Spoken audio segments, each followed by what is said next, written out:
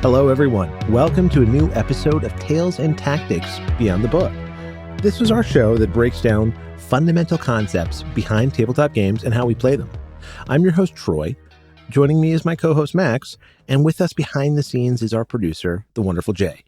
Today's episode is about army lists, unit construction, armies, and how we organize and put them together for our games. I would say this is, for some people, the most fun part of a war game, and for others, the least fun part of a war game. But whether you like it or not, you're probably going to have to write an army list to get started. Yeah, there's some games have preset or pre-built lists fresh out of the box, especially if they are miniatures orthodox games. They're going to probably come with some kind of stats. Yep, true. So there are ways to avoid that if it's not your cup of tea. But I would equate army list building and, by extension, unit list building for all the RP heads out there as basically building a character, except in this case, the character is an organization rather than an individual. You're right. It is. It's like your army list is your character sheet in many respects. Your infantry is your arms, your cavalry, your legs, and your commander, your head. Yeah, an interesting analogy, but I think that makes enough sense. When it comes to army list writing, you can do it for a lot of different reasons. Like you could do it just to organize your collection, so you know what you got. Mm-hmm. That's entirely valid. You can do it set to point values. That would be something perhaps more of a competitive bent. Sure. Yeah. But you can have like a point value from a publication or from your own calculation, depending where you're coming from. And you can use this to write a fixed list, that you could use in games or, again, just to keep track of your overall 10,000 points of orcs, right? The other way to write a list is to do it based on an order of battle. And that can be a challenge in its own right, as you're not really thinking of point values as often, but you're looking at a historical formation and trying to turn it into an army list that's gameable while still representing the real parent formation that existed. Right. Well, that calls back to our episode about adaptation. It does. So, and particularly the historic aspect of that. Indeed. So I had some thoughts about this specifically. So when you're in a historic game, there's this stigma that you're going to build the order to the exact specification of how it was represented historically. Right. And people have org lists and stuff like that they will use as a reference point. Like that, I guess that's fine as a sort of starting principle. Like if you were either designing a game or getting into a game and kind of figuring it out, that would seem like a safe place to start. But there's always this idea that but I can't have this in here. And I think it really depends on if you want to have those things. There's a sort of circumstantial contrivance. I think this works better in a pickup game or just trying something out as opposed to a campaign. Could work in a campaign. Right. But it's the idea that, yeah, of course, that is the normal organization and that is the routine way that it operates.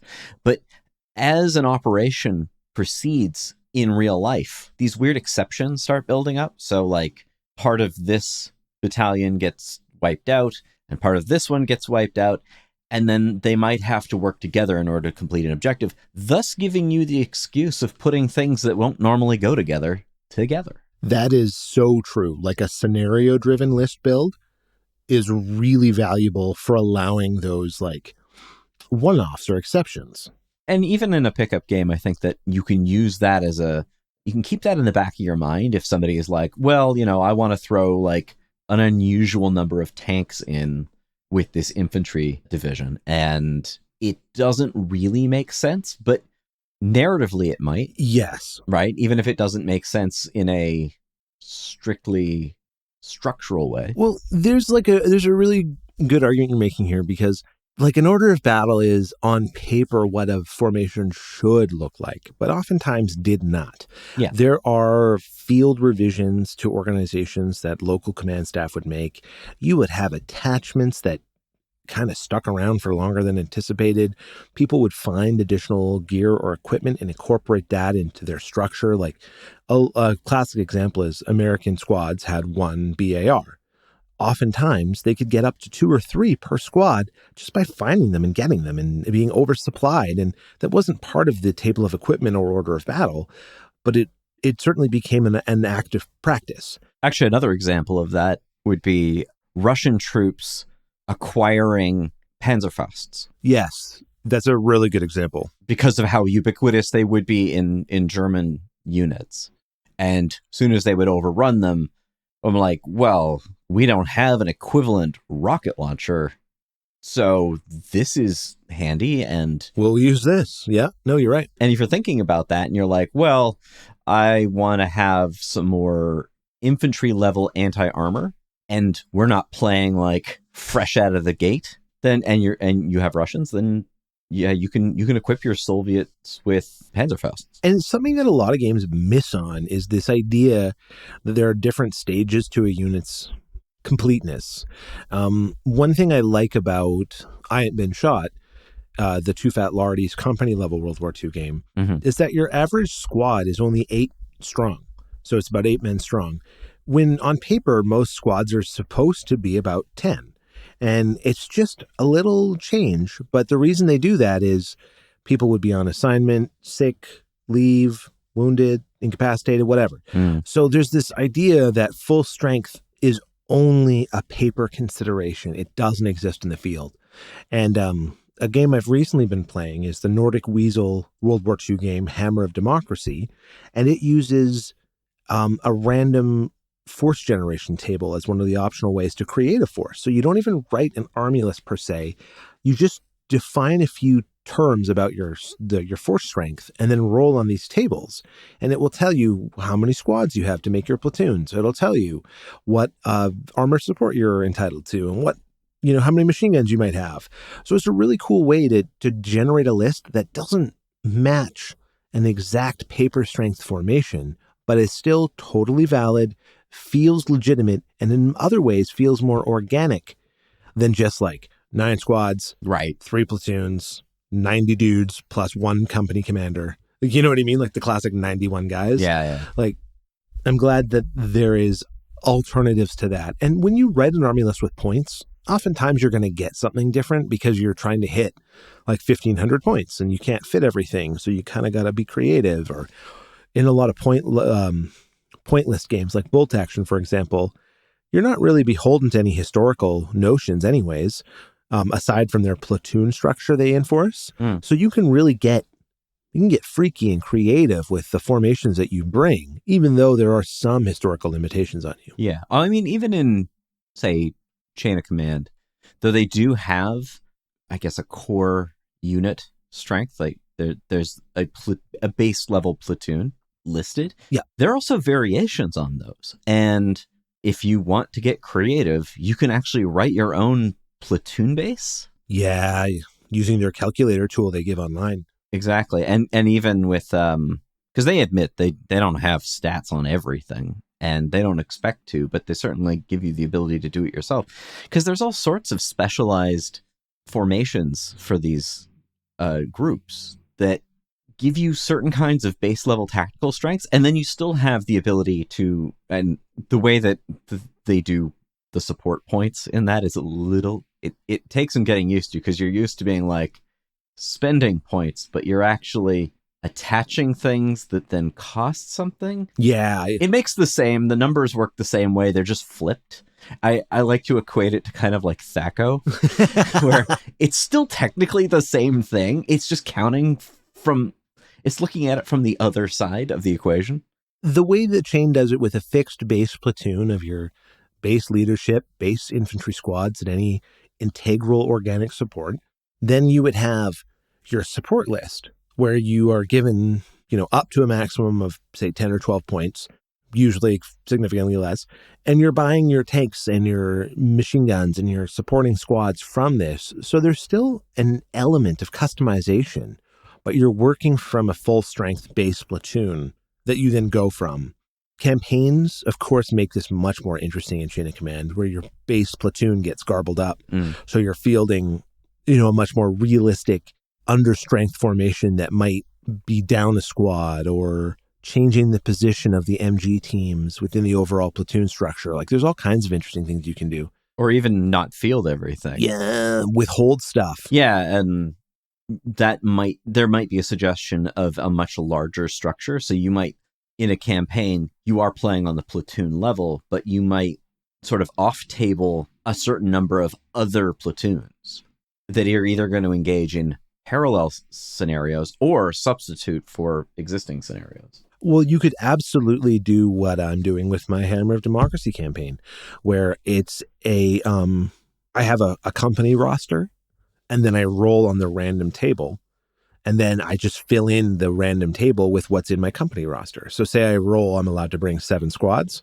I just look at my company roster and I'm like, okay, 7 of my squads can come. So I'll bring 1st platoon, I'll bring 2nd platoon, and I'll bring 1 squad of 3rd platoon. The 2nd platoon guys are all half strength though, so they're going to have a modifier or a penalty, but like you're kind of thinking in these terms, right? But having like a roster that you work off of and then write like your game list is a really cool way to do it as well.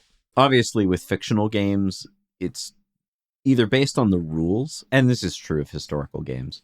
So there's obviously a rule consideration as to like how you can build a unit. Yes.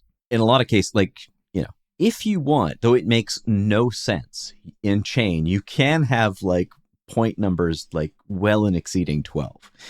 Does that make any sense? No. Could you think of a reason why? Depends on how many more points you put in. Yes. And like, if you spent more in quality than quantity, it would be easier to make those justifications. But there is a lot of flexibility there. There's a lot of points that you can play with. And even though that is like, there's a standard way of doing it and it will yield certain results, those things can be tweaked and played with. But yeah, that really comes down to the rules of the game. Like there's a lot of examples where, like, for one thing, having values that match. I guess this is sort of the conversation between narrative and competitive. Yeah. But like, how close do those values need to match and how granular are they?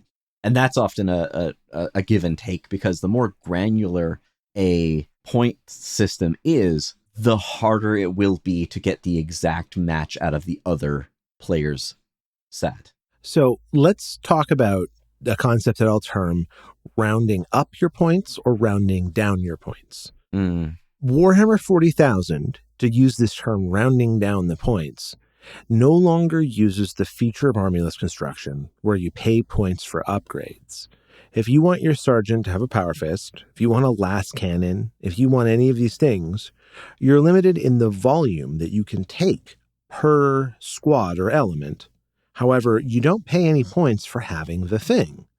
So that's rounded down. There's a simplicity to that, perhaps an elegance if the balance is right, but that's a way to effectively have armyless construction with a closer equivalence to units where it's like, I have my 120-point unit and you have your 120-point unit, and they may have different compositional considerations, but that's it.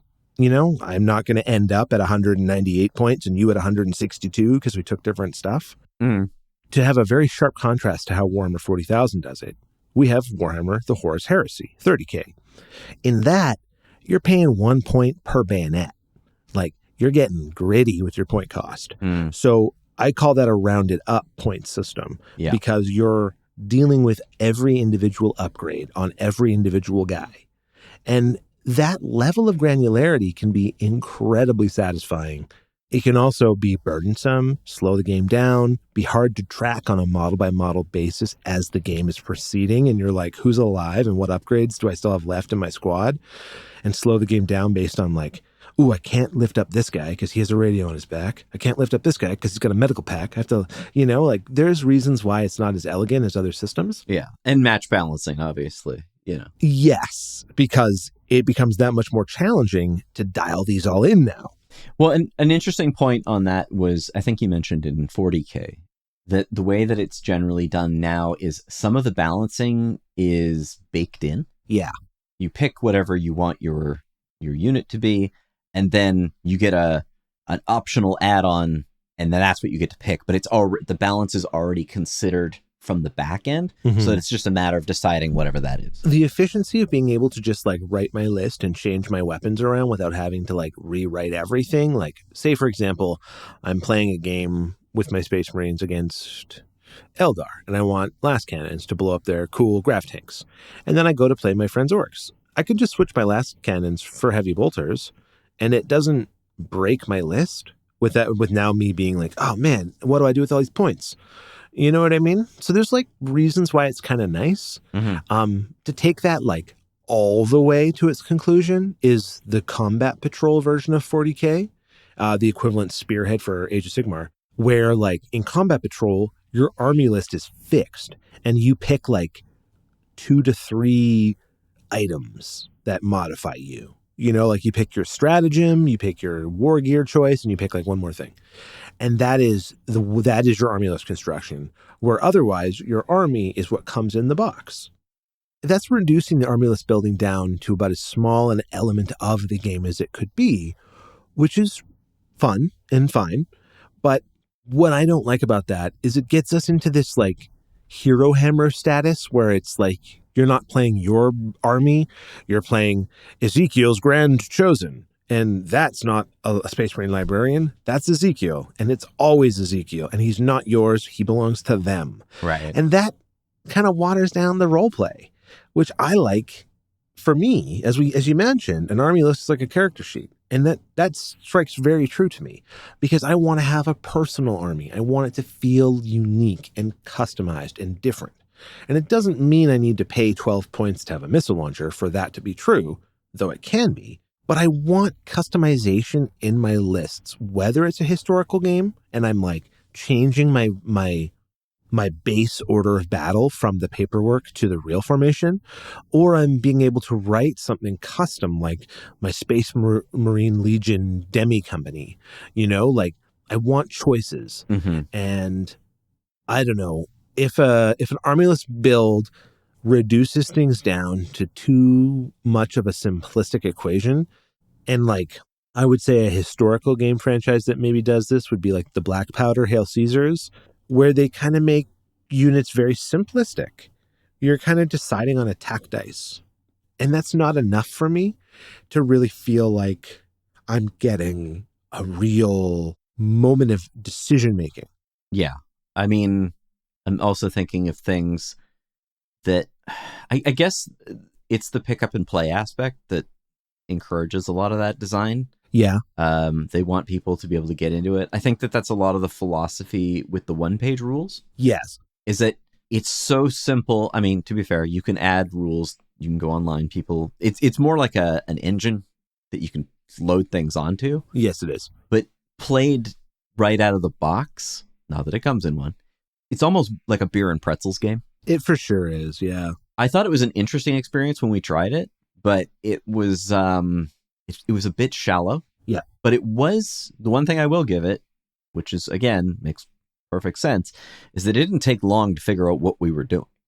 Like, who had what, and that was balanced. And we wrote the lists in the app. That was like the web app, you know, you didn't have to pay for it. You just knock out your lists.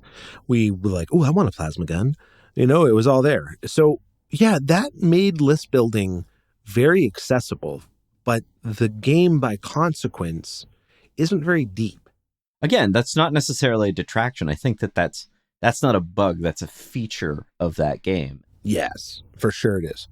If you also think of it more like an engine for complexity, or at least like a resolution system, if nothing else, with obviously a set of primary mechanics built onto that, then yeah, it does what it says it's going to do, certainly. The other thing that OnePageRules now offers is unit construction. They have opened that up.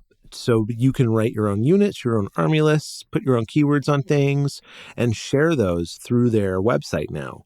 So there's been a real movement towards broadening and giving construction abilities to the community to really embrace that engine, that toolkit sense, right? Yeah. Will it make up for the system itself? Because, like, to make another Nordic Weasel comparison, the Squad Hammer game engine, the one that supports the World War II game I'm presently playing, is what I'm thinking about it. That game is very simple, but the other versions of it add complexity through the mechanics they incorporate into that simplicity. While when you look at OnePageRules, you're never going to change the core mechanics. You're only just going to change what the unit compositions are. Right. Yeah. And that's the thing I like about Squad Hammer is like the World War II version has a totally different feel than the sci-fi version, than the World War I version, than the cyberpunk version. Like they all like are distinct mechanically, even though they use the same core like 2d6 roll high base engine to do most things. There's like a lot of like chromy flavor around some of the side decisions.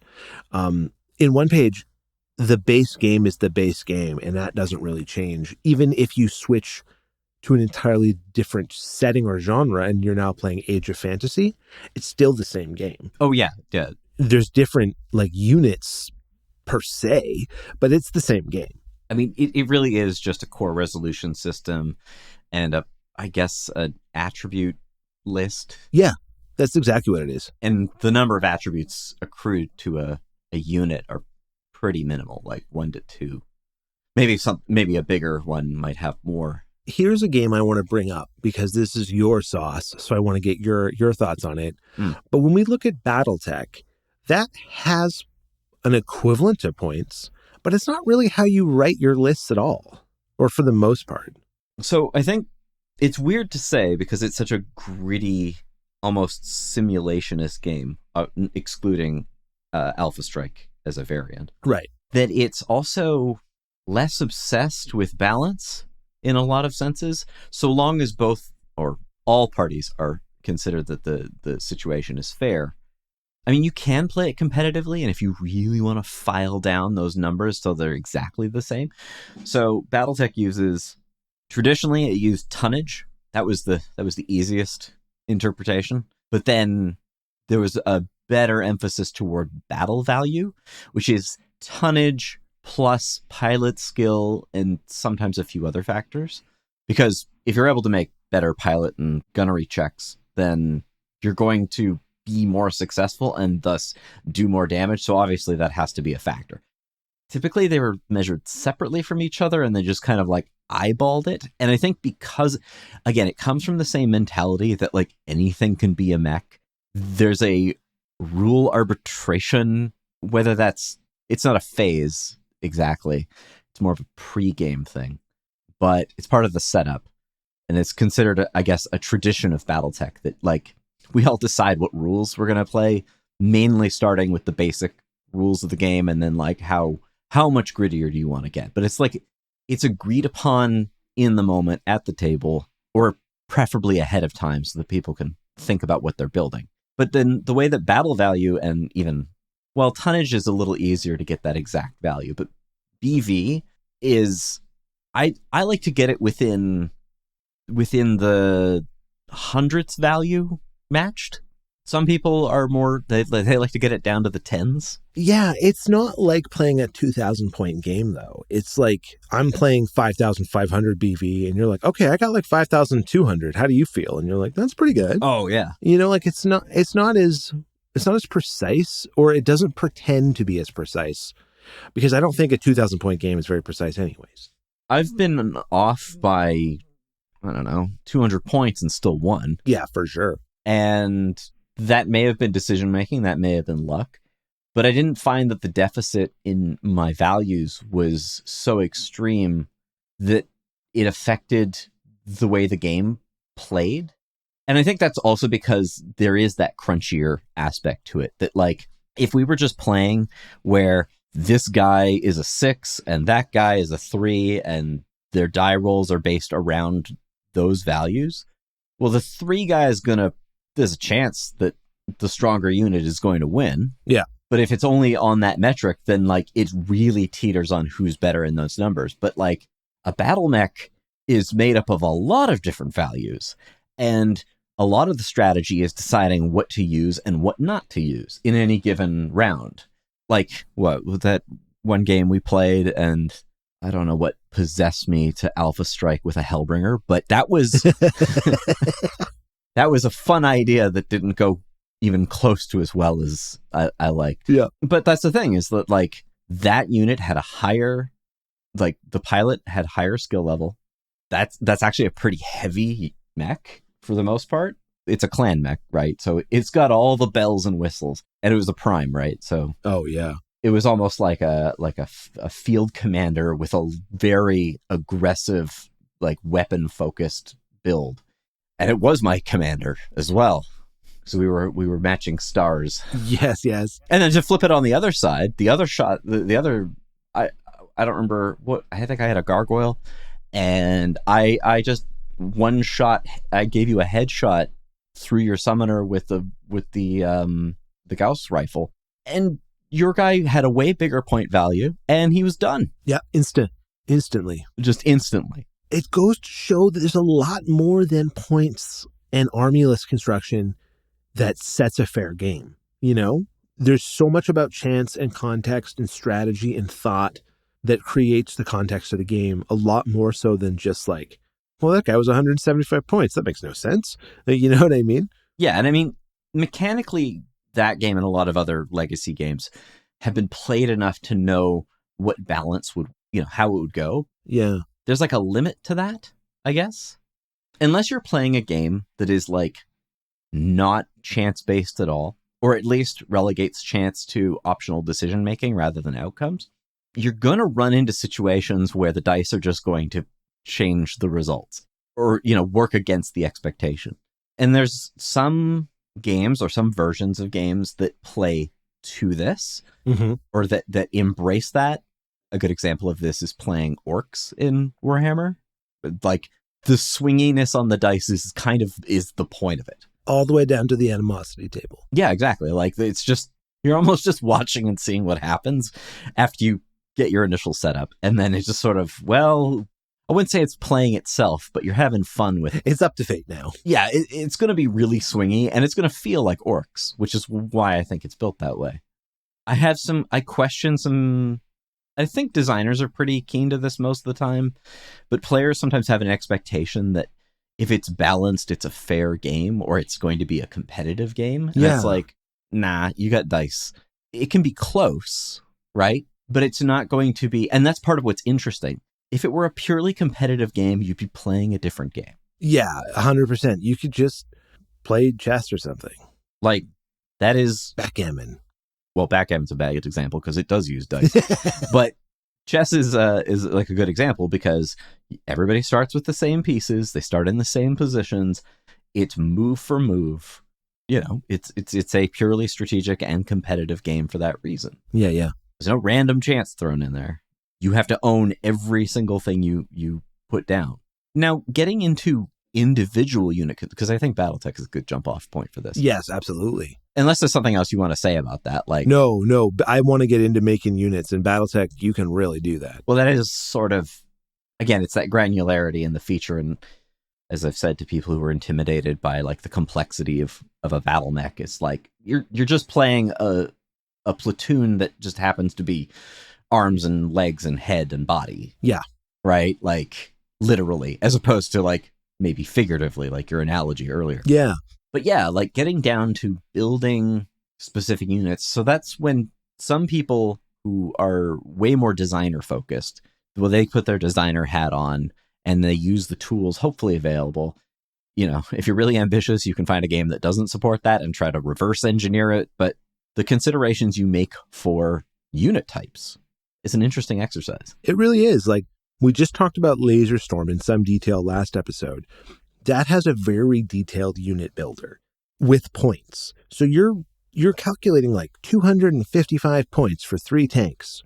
It's got some real crunch to that process, but it's very rewarding in that you dial in something that matches your expectation, your collection, and maybe your understanding of a setting or lore that you want to represent. Yeah, and it gives you a chance to make exceptions to that, whatever any of those things are. Like, I like using my Horus, Heresy, Legions Imperialis models with LaserStorm and using the printed rulebook as like an estimation of like, oh, this is like a super powerful laser. Cool.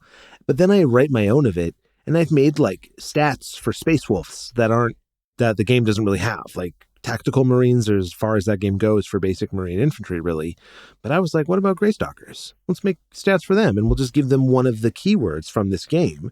So they're otherwise just a basic infantry unit, but they just have a slight difference. And, you can really get in and make those tweaks with it in a way, with a custom rule set that can better reflect your vision of things. Yeah, and I mean, it's all down to how important that is. Like, I know some people just like to pick up and play. Yeah. In a lot of ways, that's the majority of people. I don't know how many people listen to this show. I think we have enough of an angle on the fact that we like that grittier, more design-focused part of games. Yes. Or the more narrative. But yeah, there's definitely there's a sort of gamer that likes the pick up and play, competitive. Sometimes they'll get a little too into it. And there are games that cater specifically to that. In fact, a lot of the way that 40K has evolved over time has been more toward, I guess, competitive or tournament play. Yeah, for sure. Like, same with games like Star Wars Legion and Marvel Crisis Protocol, Infinity in many ways. Like, a lot of these games like have a real organized play feeling to them. Mm-hmm. And that's not bad. That's great. That gets you to the table with like-minded people. So that's really cool. Yeah. It's just when you play a competitive focused game, sometimes the decisions made at the design level are for design consideration only, right? Mm-hmm. And that to me loses some of the narrative value, where I want decisions made because they feel like the right decision to be made regarding a character, unit, weapon, etc. That like feels like it's right for it, as opposed to something that feels like, well, we can't make it behave like that, so let's give it this. Right. Like, you know what I'm trying to say? Like, to make a unit construction reference, a recent game by Ricewitz Press, the Lardy's alternative publishing branch, called Midgard Heroic Battles. I'm very enamored with this game. It's a really cool antiquity through to Middle Ages mass battle game, but it incorporates both mythic, legendary, and fantastical elements at your will. So in the unit creation, it's up to you to determine how fantastic do you want to go. Like, do you want frost giants? You just leave them out and don't give anyone stuff like that, and you can have basic Nordic warriors.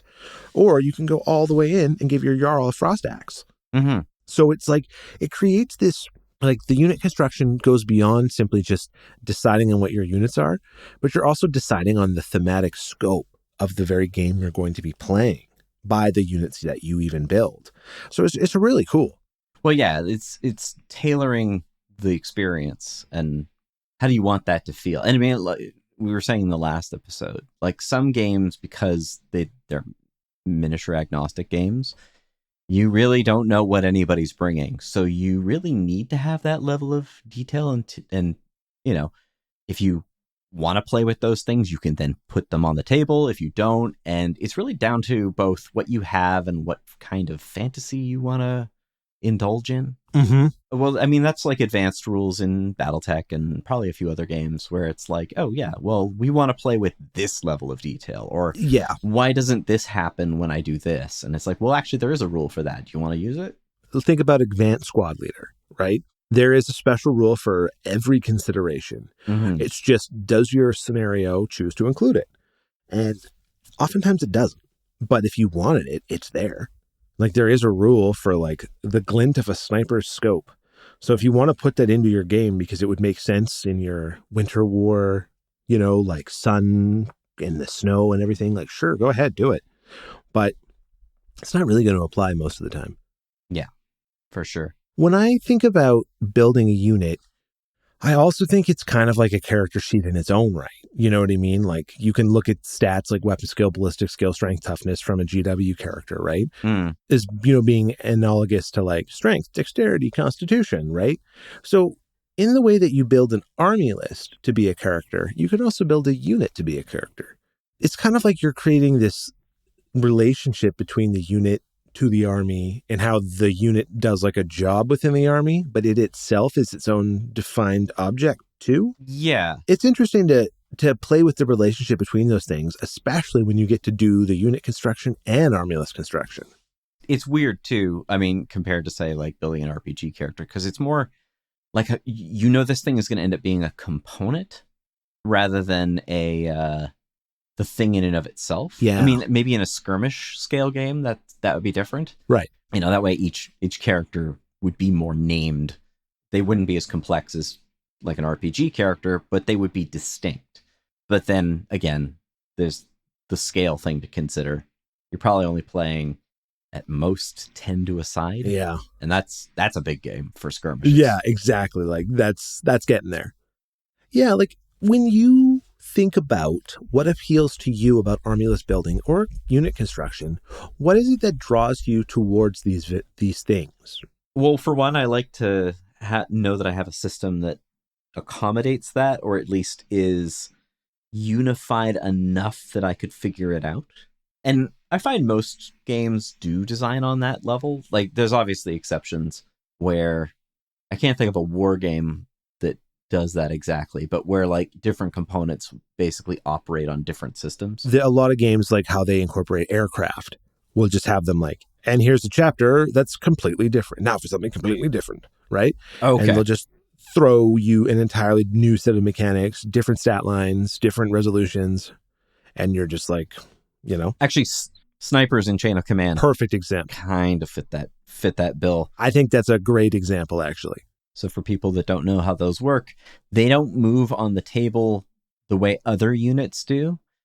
I think they jump off a lot farther from the point. Yeah, they get a 12-inch jump, I think. Yeah, so that's double from most units in most situations. Yeah. And they are effectively stationary unless you use chain points to then relocate them. And in a lot of ways, they don't move across the table. They kind of just teleport. Yeah, you don't like move them per se. They just vanish and appear. It's even implied it could be a different sniper. Yeah. Like, oh, this guy could have faded away, and then the other sniper from your scout platoon could take up their role on the battlefield overwatching. Like, it's not in a bad way, but it's quite loosey-goosey compared to the rest of the more like crunchy, heavy-duty system. And it feels disjointed at times when you're trying to play a game of chain. A lot of times we just don't even take snipers because their value is not as easily noticed as just getting an MG on the table. They are sort of effective enough to be interesting, at least. Yeah, But I know what you mean, yeah. That there might be a more conventional way of controlling an area. Like, I would be interested in seeing, like, I don't know if this works, but in fighting season, the modern day Chain of Command that never saw light, there was a way that you could have snipers off table and you would spend Chain of Command points for them to, like, from a table edge, take a crack of a shot. And it was really neat because you might realize, like, wait, that guy's visible and I have a Chain of Command point. I'm spending it for my off-table sniper. So it kind of like, that was neat. Yeah. And I thought that was cool because it still had this like almost ephemeral quality to the sniper, right? They weren't just like a dude on a corner that you could return fire at with a machine gun. They were harder to deal with, which felt appropriate. But they still relied on a lot of context for them to click. True. Yeah. Yeah, I'm trying to think of those other things. But yeah, as far as my preference goes, as long as the system is at least nominally accommodating of tweaking those things, I'm just somebody that likes to do that. I feel like you get a lot more license from fictional games than historical games. Sometimes it's cool in historical games to be like, oh, I'm going to build a unit around this really niche existing thing. Like, I was toying around with like World War II Navy Raiders. Oh, yeah. And the way that their command structure is, well, it's a commando unit, right? So it doesn't work the way that other command structures work. And I was building this for chain, and I was like, oh, wow, it has this really strange, like, daisy chain of not so much command as communication. Oh. Because they're, like, jungle fighters, effectively. Yeah, yeah. I don't know that they preference close quarters, but they definitely have a major advantage there. And again, the number of times they were actually used was like you could count on one hand. I think in a lot of those cases, at least for the publisher, you might just attach that to a specific scenario that covers that whatever those events are. Yeah, I mean, I like making stuff. I mean, that's just me, right? Even if the game doesn't say that you can, and I'm like, oh, like I'm also always attracted to the like Oh, that seems like it's got a lot of flexibility, or that seems weird. The fringe elements of a game. Yes. I have a bunch of like old school 40K plastic Astartes. And I was trying to decide, like, these are ragtag, and I'm like, I'm going to just build it on the color scheme. I'm not going to care that much. I just found like 10 of them, and you've got beak helmets and stuff like that. And I'm like, what would fit this? What would be fun to make that you just like, what's a footnote chapter or something like that? Yeah. And I'm like, Marines Malevolent? That was my go-to. Cool. Like, nobody knows anything about those guys except that they're dirtbags. And admirable dirtbag? Like, it's so confusing with the lore there. It's like, are they more true to form, or are they just a bunch of psychos? Sometimes you can't tell in the Imperium. That'd be the truth. But there's no detailing on that. Like, you make they're almost like it's not fair to call them a joke faction, because they're real, but they're not a focal point of anything. So there's no one's going to contest you. You're just like, yeah, I'm just going to paint these guys with like black and yellow caution lines all over them. Yeah, right on. Well, like, I think part of a unit builder's charm is how well can you build the margins. Like, a good Napoleonic game to me is like, give me my Irish Legion. I want the 3rd Foreign Regiment of the French First Republic, and I want to represent these light infantry, Irishmen. And I want to be able to do that, and not for it to be like, you can either be the old guard or a line regiment. Enjoy. Right. I want the feeling of knobs and dials to twist, because I like that. I like that level of engagement and intention that I can get out of a game that gives me more to play with, and like, that's why sometimes I get a little bit dry on some historical games that try and like reduce a unit down to too few variables. Yeah. It doesn't mean that you can't do a smart game with a few considerations, right? Like, you can only have 2 or 3 stats, and you can make a great game. But there's this movement sometimes to try and make things flat. And I think that completely misses what's interesting about things, The accursed flat balancing. Yes, 100%. That's what it is. Yeah, it's like, we're going to make these things so... like, it's just going to be a number slapping. Everything is a 10. This guy's a 6 and a 4. This guy's a 5 and a 5. Yeah. It's a math fight. Exactly. I feel like for me, I don't know, maybe it's something deeper than this, but like, when I was getting into computer games when I was a kid, I very much preferenced Command and Conquer over StarCraft, because it had those little weird nuances where it's like, oh, a tank isn't just better than an infantry unit. A tank or an infantry unit is harder hit with an explosive charge because they can dive for cover. Yes. And that's represented really simply in the game. But it was neat that, like, it was more of this... It was a bit more complicated than just rock, paper, scissors, but it had these little strategic overlays that, like, this unit is not just a bigger version of that unit. And I know in StarCraft there are considerations like that. Yeah. But they feel as though they're more like, this isn't a video game channel, but I'm using this as an example of where my head is coming from. There's more dynamism, I guess. Yeah. In how the unit is thought to work in the game. I can then use infantry to do something that like a bunch of tanks can't do, because they would just get caught out, shot, and blown apart. That's really meaningful in the way that the units behave and interact, and being able to interact with units in such a way as to maximize their effectiveness, minimize their weakness, or even, in our specific episode context here, build units with these considerations, right? Well, and going back to the army list idea, another thing that I like thinking about is when I get this this unit, this grouping to table, how are the different parts going to support each other? Like, when I'm building it, I'm like, oh, I need some guys to run up there, but I want some armor support, like if I'm playing like a World War II game.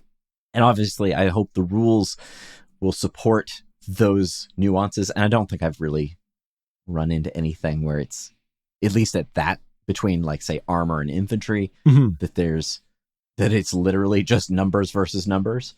Like, for instance, I liked that in Chain of Command, when I first started playing it, one of the things that jumped out immediately is that unless given a special weapon, infantry can't do anything to tanks with small arms. Like, and that's realistic. I mean, yeah, of course, you can think of an edge case where like, oh, the bullet like ricochets through the viewport or something.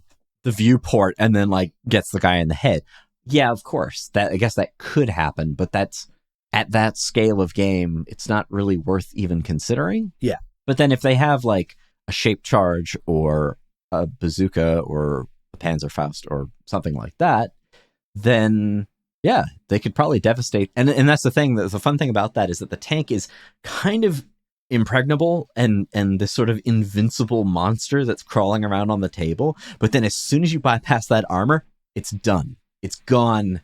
And that's kind of the fun of it. And you might be lucky if like, they just killed like the driver and now it's stuck there until we can switch things around. Or it blew the track off and same result, but now I can't fix it at all. It's Smog with Bard the Archer, right? Like you can't harm it until you get that perfect shot. Yeah, well then that's the other idea is that you need the right equipment to do it. You do. It creates that consideration where I'm not like, oh yeah, I've got a full squad there, so they could totally shoot that tank enough until it dies. Like that's not a consideration. They're not going to do anything to it, right? And so it's all about creating the fun thing about creating these lists and building these units. To me, is when you have those limitations to make you think about those things. I like interesting problems. And so a good game to me is one where I can build those lists and I'm thinking about a lot of stuff. And all that stuff matters, right? All that stuff is going to come together at the table and I'm going to feel really good when it works. Yeah. And maybe I'll feel really terrible when it doesn't.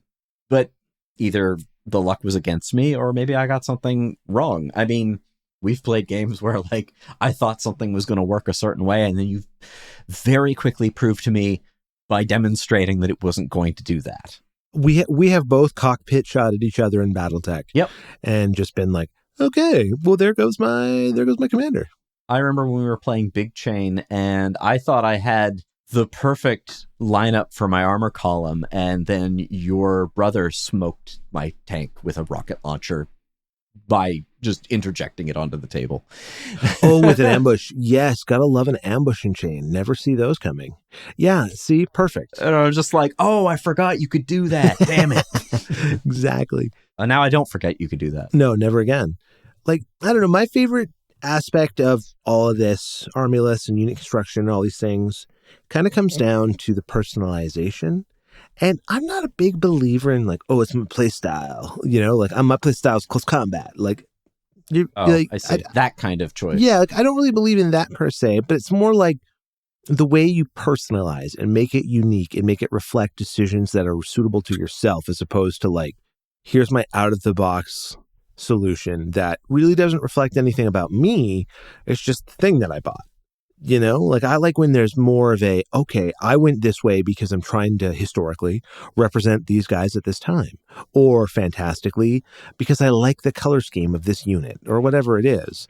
But being able to make those choices about your force and your faction or your army list or your units, that is where so much enjoyment comes from. And it's not like the lonely fun terminology where like you're only playing by yourself, just writing army lists all the time. But like being able to carry that into a real game once you've done the army list writing is very rewarding. Actually, one point that you brought up that I think is kind of, what's your feeling on factional tactical overlap? Oh, interesting. So would this be a case where you're thinking of like multiple factions sharing tactical similarities? Kind of. So you'd imagine certain factions, like whole factions, as having their focal point of the game. Like, you know, if you're using like a very basic triangle, they might be like damage versus speed versus some kind of endurance. You could break that into even more facets if you wanted. But then within those, there are sub-factions. Right. Try to meet the other side in that specialization. And it's like, how close is too close for doing that? At what point do you now have this sub-faction which now makes this whole faction indistinct because it basically has the same advantages? What has been a major problem in 10th edition has been this issue, or 10th edition 40K, I should clarify, has been like Space Marines as a faction being underpowered and their sub-factions being way more powerful because they have access to this jazz the core faction doesn't get, yet they can still pick and choose from the core faction. So it's like the core faction is this vanilla kind of do jack of all trades, do it all, master of none type of concept, right? The Space Marines. But if you want to play, say, Blood Angels, you've now given yourself a fast attack orientation, but you can still use a lot of elements from the base list to kind of make up for things that you might not be really great at, just focused only in a Blood Angels tactical capacity. So it's like this weird, like, if you want to play just Space Marines, don't. Pick a specialist chapter because you're going to get the best of both worlds. What would not playing a specialist chapter be specifically in 40K? That would mean like being Hawk Lords or one of the sub chapters that doesn't have a defined place in the lore as much or defined special rules, and you just take it all out of Codex Space Marine. They're just Space Marine in name and not in design of like a particular chapter. Yeah, exactly. And so like in that way, you're taking the most watered down version of the faction's potentiality.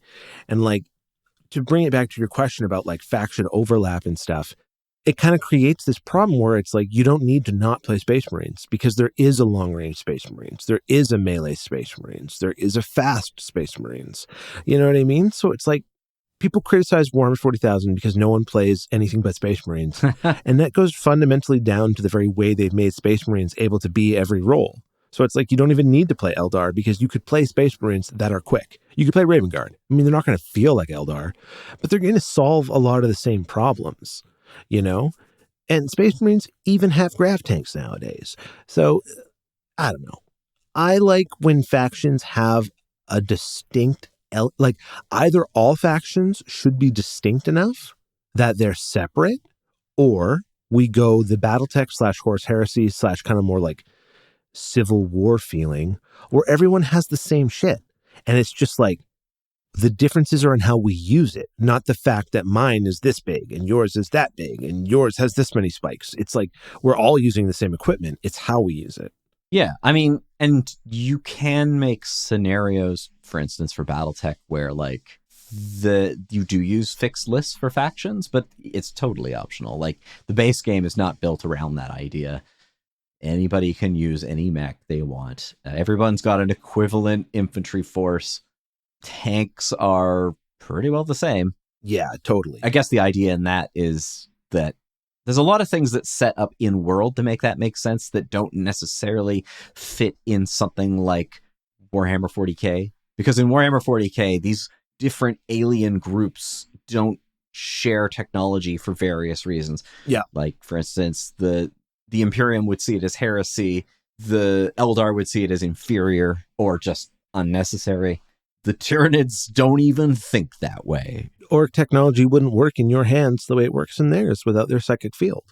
You know, like it might be useless in a context. In BattleTech, it's totally just like everybody's playing humans that are supplied more or less by the same corporations. Yes. That make a lot of the same stuff. And if monopolies do exist in lore, they are momentary. Very often they're going to pull, I don't know, you want to go back to like when Kurita just loved their quick draws and their Jenners. Yeah. And then somebody's going to salvage that off the battlefield and then... Or the Raven with Lao, right? Like they had the ECM beast for a while and then everyone else got it. But for like 5 years, it was a Lao thing. Yeah. But until you lose that mech, that's the extent of your monopoly in lore. Yes. Right? Like... as soon as the pilot ejects or is killed and the armor is still left on the field, well, the winner is going to go pick that up, and resources are scarce enough in the setting that you're going to reverse engineer it, if not repair it, and put it right back in the field. Yeah. And then hundreds of years of that, everyone's got the same stuff. And the corporations are not beholden to any nation for very long. So it's like, oh, well, this one leaves this space and moves into this, or they expand. They're multinational companies. So they're like, oh, well, we can get a good deal if we set up an extra plant over here in like Davion space. We don't care if Karita knows or doesn't know. Yes. Maybe they'll penalize us. Who knows? But again, that's all in lore. In the rules, it's just, that's just what it is. Yeah, 100%. And like in Heresy, when you can like all take Beak Marines, right? It's just, there's reasons in lore for that. But kind of the nice part about that in a wargaming sense is that it's not like, oh, I have dwarf men and you have space marine men and I have sisters of battle and I have Tzeentch demons. It's like, no, we all got beak dudes. And there's a certain simplicity to that. Yep. And they do get very different from each other based on all the special rules and considerations and preferential armaments and all that stuff. But like, there's a certain continuity or underline that is kind of nice that I don't reject because it's similar to a historical game. It's like, in a historical title, it's not real, like outside of a lot of antiquity conflicts, you don't really have these wildly different armies fighting each other. They're kind of similar in many respects. Like think about a modern army fighting a modern army. They may even use exactly the same words to describe things, like, all the way down to calling things platoons and stuff, So I don't mind when there's a degree of similarity across forces, as long as I get to be personal about making those forces unique, even if they all have beaks, or even if you could take a quick draw just like I can take a quick draw. As long as I'm still making choices that are meaningful to me as the player, and hopefully within the context of the greater game, then we're in the zone. Well, and that's what makes any game good, in my opinion. It's, good choices. Do the choices I make feel like they matter? Otherwise, to me, the game is playing itself and I don't have to be there. Yeah, exactly. I could go have lunch. So, yeah, no, I totally agree with that. And yeah, I think that is what makes unit and group or like section building or whatever scale you're operating at, unit building and customization makes it interesting, So if you had to give me one takeaway, what's your big point on this? Unit building is good. Yeah, I gotta agree. Like I don't feel intimidated by it. I don't feel like it's a roadblock. I know I've been doing this a lot of my life, so like maybe I have that built-in language. But I would say if you're a newer gamer and you're like, I'm looking at something and it's asking me to make a stat line, what do I do? Just think about what you want it to feel like and look at comparable examples, right? Like if you want a close combat unit and you're like, these guys should be mean close combat units, look at close combat units and find what should be different between yours and ones that exist. And then make that the distinction, like find what's similar, how is it in fact different, and then play off that. And it's part of the charm of tabletop games is that you are not separated from the thing that is the game itself, right? Yeah, you don't need to code to make it work. Yeah, you can just change that. You can make mistakes and you might discover that doesn't work or it's not nominally balanced, at least in a way that's not fun. Yeah. Sometimes unbalanced things are more interesting. But yeah, I think it's kind of a lot of what makes war games in particular, like tabletop war games. It's part of that. One thing I will say, though, and that's for designers out there, do include some example units. I know that's usually the case, but I think it's just worth underlining that. Yes. Because I might not fully know what like the most basic functional unit might be. And so it's a huge help to me to see at least an example. Yeah, I fully agree with that point. And I should be able to take it to table and try it out. If you don't have that, I'll still try, but I don't know if I'm actually doing it right. And so, yeah, it's more for my comfort than anything. And I think it's a good way to explain your game and honestly get to the playing part faster. So even if you have a super complicated and bespoke game with a lot of like gritty rules, having a lot of some of the pieces already set and ready to go is a great idea. I mean, that's the same thing with RPGs. It's always good to have one fully written example scenario. Yeah, 100%. So that at least the GM, if for no other reason, can try that one out, but they at least have a template they can now build off of. So I think that does it. That's army list. That's unit construction. That's a perspective from the top of the mountain down on ways to organize and set up your armies for battle in our war games. Some of this logic could apply to writing an army list for like a narrative event in a role-playing game too, but maybe we'll get into that another time. But thanks so much for listening in. Throw to us in the comments any games that you love making units for, or army lists you dread writing. Like give us some thoughts on some of these ideas that you might have. And other than that, happy gaming. Yeah. Oh, and so for next episode. Oh, yeah. What's our next episode? I forgot. Yeah, I know. Next episode, we're flipping the script on this one. And I am going to do a war game, and I'm going to do a bit of a strange one. I am going to be doing presenting Warzone. So this is the now defunct Target Games tabletop war game based on Mutant Chronicles role-playing setting. It's weird. I guess it's always sort of, if people know about it, they usually know it as like knockoff 40K, but it is actually its own setting, and it's pretty interesting and well thought out in a lot of ways. So, yeah. Thank you for bringing that up. I look forward to that. And until next time, happy gaming. Happy gaming. Have a good one, everybody. We hope you enjoyed delving into today's episode. A big thanks to all of you out there for joining us. If you want to continue the conversation, you can find us on Instagram and YouTube at Tales and Tactics Podcast, or on all popular podcast platforms. Join us again on the next exciting episode of Tales and Tactics.